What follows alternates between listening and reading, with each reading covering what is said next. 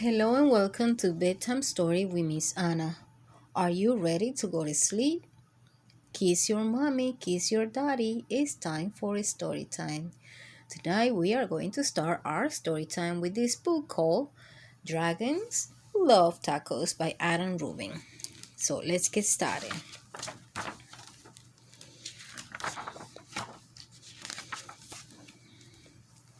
Hey kid, do you know that dragons love taco? They love beef tacos and chicken tacos. They love really big, gigantic tacos and tiny little baby tacos as well. Why do dragons love tacos? Maybe it's the smell from the sizzling pan. Maybe it's the crunch of the crispy tortillas. Maybe it's a secret. Either way, if you want to make friends with dragons, tacos are the key. Hey dragons, why do you love tacos so much? But wait, as much as dragons love tacos, they hate spicy salsa even more. They hate spicy green salsa and spicy red salsa. They hate spicy chunky salsa and spicy smooth salsa. If the salsa is spicy at all, dragons cannot stand it. Why do dragons hate spicy salsa? Well, just one drop of hot sauce makes a dragon ear smoke. Just one single speck of hot pepper makes a dragon snore sparks. Spicy salsa gives dragon the tummy troubles, and when dragons get the tummy troubles, oh boy. If you want to make tacos for dragons, keep the toppings mild. Tomatoes, check. Lettuce, check.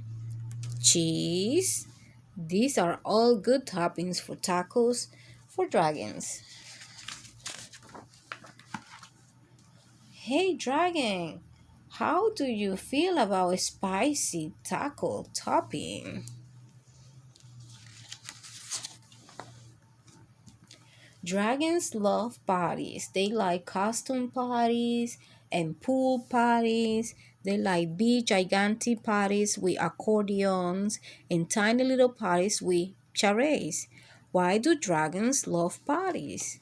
Maybe it's the conversation, maybe it's the dancing, maybe it's the comforting sound of a good friend's laughter.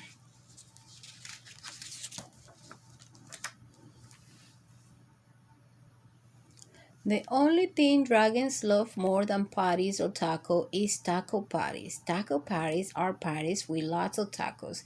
If you want to have some dragons over for a taco party, you'll need buckets of tacos, pant loads of tacos. The best way to judge is to get a boat and fill the boat with tacos. That's about how many tacos dragons need for a taco party. After all, dragons love tacos. Hey, dragon, are you excited for the big taco party? Just remember, dragons hate spicy salsa. Before you host your taco party with dragons, get rid of all the spicy salsa. In fact, bury the spicy salsa in the backyard so the dragon cannot find it. These dragons love your taco party. They love the music, they love the decorations, they especially love the tacos. Congratulations! It's a good thing you got rid of all the spicy salsa. Wait a second. What are those little green things in the salsa? You didn't read the fine print. Totally mild salsa, now with spicy jalapeno peppers. Dragons, listen to me. Do not eat those tacos. Those little green speck in the salsa. Those are jalapeno peppers. They are super spicy. I know you love tacos, but dragons. But you are not gonna love those tacos. Do not let those dragons eat those tacos. Crunch, crunch, crunch. Too late. Ooh, everyone is in fire. Ooh, they burned the house. The dragons burned the house. Why would dragons help you rebuild your house? Maybe they are good Samaritans. Maybe they feel bad for wrecking it. Or maybe they are just in it for taco breaks. After all, dragons love tacos. The end. So remember, kids, when you give your dragon's friend tacos, make sure it doesn't have any jalapenos or spicy salsa. Our next book is called Time for Bed, Old House. This is by Janet Costa Bates, illustrated by AJ Ford.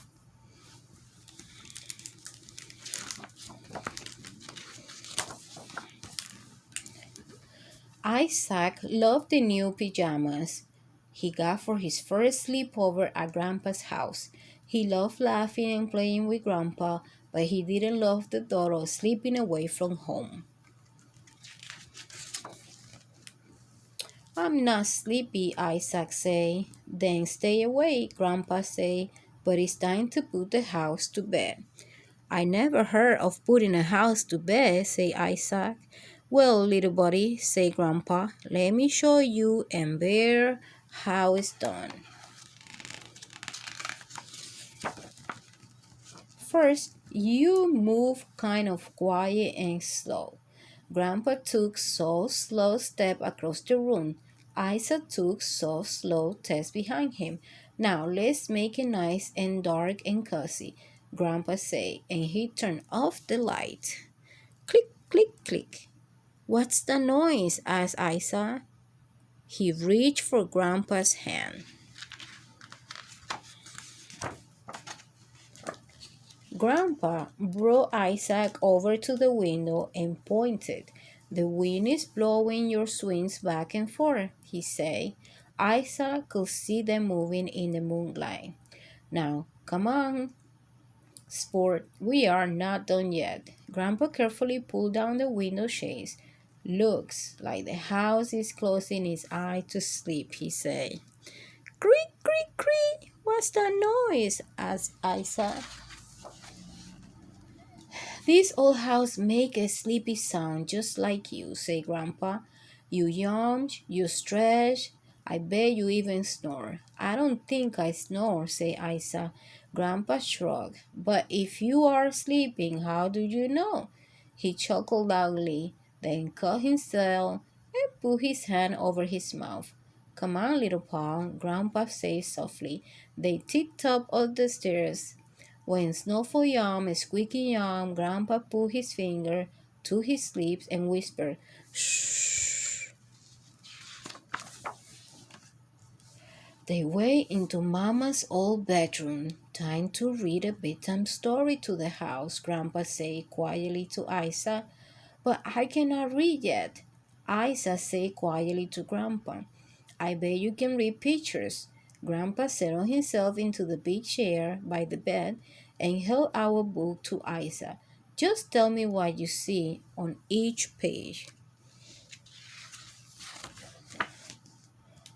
Isaac climbed onto Grandpa's lap and described the first picture. A little boy is looking out the window. There is snow on the ground. Isaac turned the page. He's outside wearing a red jacket. Good job, said Grandpa. Keep going. When Isaac finished reading the pictures in the book, he rested his head on Grandpa's shoulder. He could bear him, breathing and slow and steady. He looked up and saw that he had read Grandpa to sleep.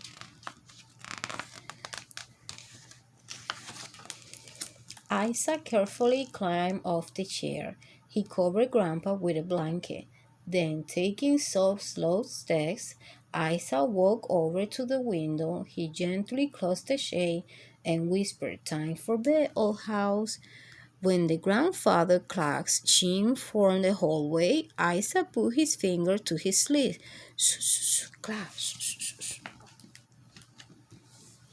Isaac settled himself into bed, picked up a book, and, in a soft voice, read the pictures to Bear. When he was done, he quietly turned off the lamp.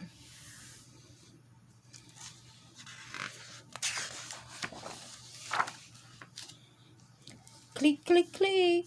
He reached out to pet Snuffles. Squeak, squeak, squeak, he thought of the fun he and Bear will have on the swings tomorrow. Creak, creak, creak. Tonight he will sleep well in the old house.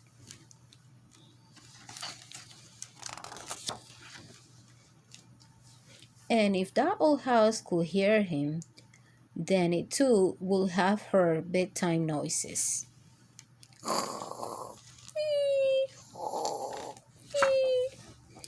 Good night.